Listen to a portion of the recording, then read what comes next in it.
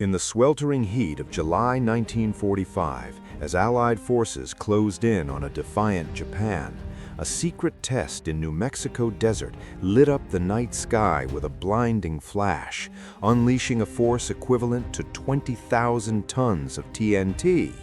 The world's first atomic bomb had been born, and with it came a decision that would haunt humanity forever.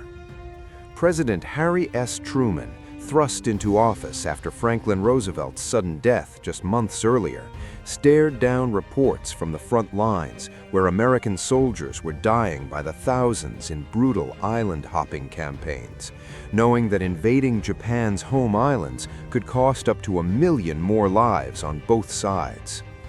The Manhattan Project, a colossal wartime effort involving over 130,000 people and billions of dollars, had raced against Nazi Germany to harness the atom's power.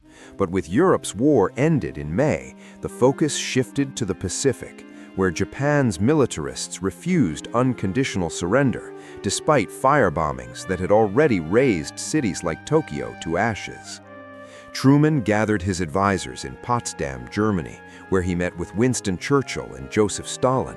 And there, amid tense negotiations over post-war Europe, he learned of the successful Trinity Test, a mushroom cloud rising 40,000 feet that physicist J. Robert Oppenheimer later likened to becoming death, the destroyer of worlds.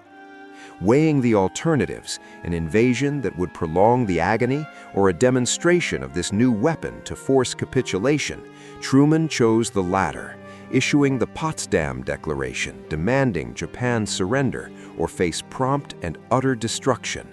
But when silence followed, the order went out. On August 6th, the Enola Gay, a B-29 bomber, lifted off from Tinian Island and dropped Little Boy over Hiroshima, a bustling port city of 350,000, vaporizing its center in an instant, killing 70,000 outright amid a hellish inferno of firestorms and radiation that would claim tens of thousands more in the agonizing weeks ahead, with survivors recounting shadows burned into walls and skin melting like wax. Still, Japan hesitated, its leaders divided between hawks clinging to honor and doves seeing the end.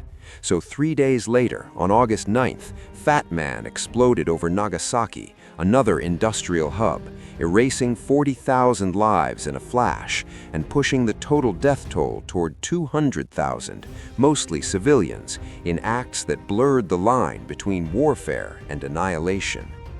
The shockwaves rippled through Tokyo's war cabinet, and with Soviet forces invading Manchuria that same day, Emperor Hirohito intervened, broadcasting Japan's surrender on August 15th, bringing World War II to a close after 6 years of global carnage that had claimed 70 million souls.